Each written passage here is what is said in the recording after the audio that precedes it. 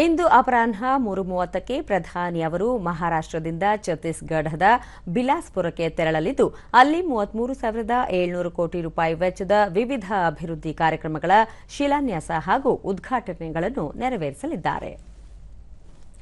ಶುಕ್ರವಾರ ತೀವ್ರ ಭೂಕಂಪ ಸಂಭವಿಸಿದ ಮ್ಯಾನ್ಮಾರ್ನಲ್ಲಿ ಸತ್ತವರ ಸಂಖ್ಯೆ 1,644ಕ್ಕೆ ಏರಿಕೆಯಾಗಿದೆ. ಸುಮಾರು 3,408 ಮಂದಿ ಗಾಯಗೊಂಡಿದ್ದಾರೆ ಹಾಗೂ 139 ಜನರು ಕಾಣೆಯಾಗಿದ್ದಾರೆ ಎಂದು ಮ್ಯಾನ್ಮಾರ್ನ ಸೇನಾಡಳಿತ ಅಧಿಕೃತವಾಗಿ ಘೋಷಿಸಿದೆ. ಭೂಕಂಪ ನಡೆದ ಪ್ರದೇಶದಲ್ಲಿ ರಕ್ಷಣಾ ಕಾರ್ಯಾಚರಣೆ ತೀವ್ರಗತಿಯಲ್ಲಿ ಸಾಗಿದ್ದು, ಕಟ್ಟಡಗಳ ಅವಶೇಷಗಳಡಿಯಲ್ಲಿ ಬದುಕುಳಿದವರಿಗಾಗಿ ಶೋಧ ಕಾರ್ಯ ನಡೆಯುತ್ತಿದೆ. ಸಂತ್ರಸ್ತರಿಗೆ ಸರ್ಕಾರ ಆಶ್ರಯ ಕೇಂದ್ರಗಳನ್ನು ಪ್ರಾರಂಭಿಸಿದ್ದು, ನೀರು, ಆಹಾರ, ಔಷಧಿಗಳ ಸರಬರಾಜು ಆರಂಭಿಸಿದೆ. ಈ ನಡುವೆ ದೇಶಾದ್ಯಂತ ನಡೆಯುತ್ತಿದ್ದ ಬಂಡುಕೋರರ ವಿರುದ್ಧ ಸೇನಾ ಕಾರ್ಯಾಚರಣೆಯನ್ನು 2 ವಾರಗಳ ಕಾಲ ಸ್ಥಗಿತಗೊಳಿಸಲಾಗಿದೆ. ದೇಶದ ಸಂಪೂರ್ಣ ರಕ್ಷಣಾ ಪಡೆಯನ್ನು ಭೂಕಂಪ ಸಂತ್ರಸ್ತರ ರಕ್ಷಣೆ ಮತ್ತು ಪರಿಹಾರ ಕಾರ್ಯಕ್ಕೆ ನಿಯೋಜಿಸಲಾಗಿದೆ ಎಂದು ಸೇನಾಡಳಿತದ ಮುಖ್ಯಸ್ಥರು ತಿಳಿಸಿದ್ದಾರೆ.